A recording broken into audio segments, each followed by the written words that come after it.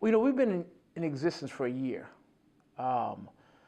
This is the first time I've seen mothers, urban mothers, really rally around an issue and it not be about race, class. It's just mothers who are saying, we've had enough of our children dying for no reason at all.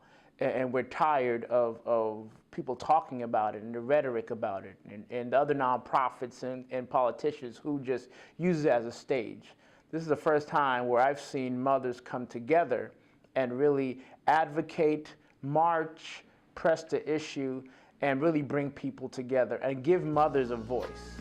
We don't stand for something, we're going to die for nothing. We have to take a position. We have to come together as a community and begin to help ourselves. Mothers for Justice of Equality is a grassroots civic leadership organization that focuses on empowering mothers to become change agents in their community. Our goal is to take back our communities and restore hope to our children, to our family, and provide a place where we can begin to organize ourselves to save our children's lives.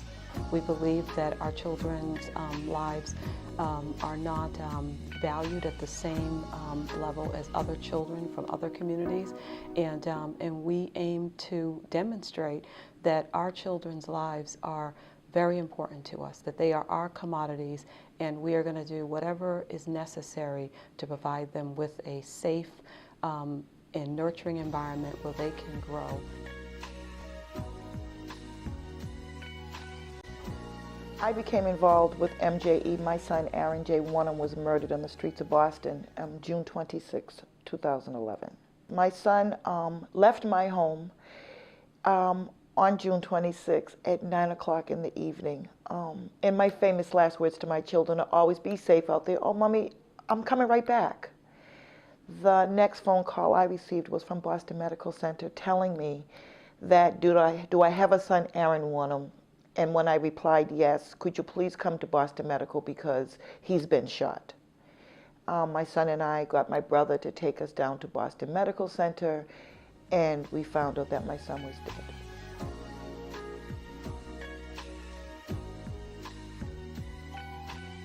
Violence has become so rampant that when we lose a 16-year-old, a 14-year-old to this violence, that it doesn't affect us the way it should. It doesn't have the impact the way it should. We should feel bad. We should cry more than just a day. We should be mad. We should be angry. But because it's become so normalized that we have just begun to accept it.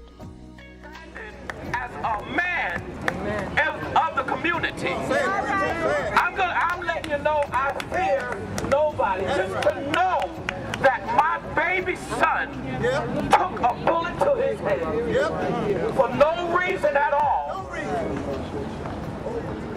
then I don't fear anybody.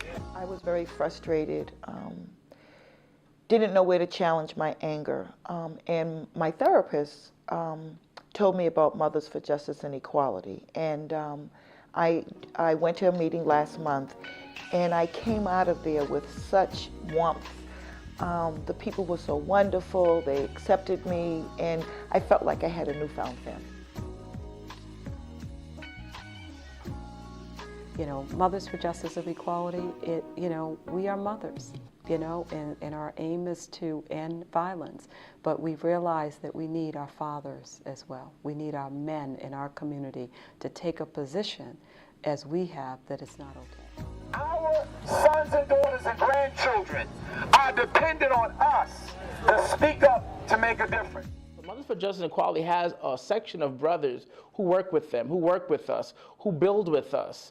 They're not necessarily on the forefront having the conversation. Those are mothers. But we stand guard. We help out. We're at the rallies. We're in the meetings with them. We're sort of that strong, silent voice, but when we need to speak up, we're there. But when mom steps in the room, when grandma comes in the room, when those powerful women in their lives who they love come into that room, the dynamics change. So that love is there. So we want to make sure that mothers are at the forefront, along with men, to really reunite the family piece. And I believe that once we start doing that, and we focus on our family, a lot of this violence, a lot of these things are going to change because love is going to be reintroduced. That love is going to really change the atmosphere in our communities. And we're going to continue to have these rallies. And we're going to continue to meet with the officials. And we're going to continue to fight for our children, because they are our children. We're a group that's going to hopefully help. If we help one person in this community, we're going to be doing our job. When we say the name MJE, that people say, you know what, they've done good work, and we see change in our community, in our city, in our state, and across the nation.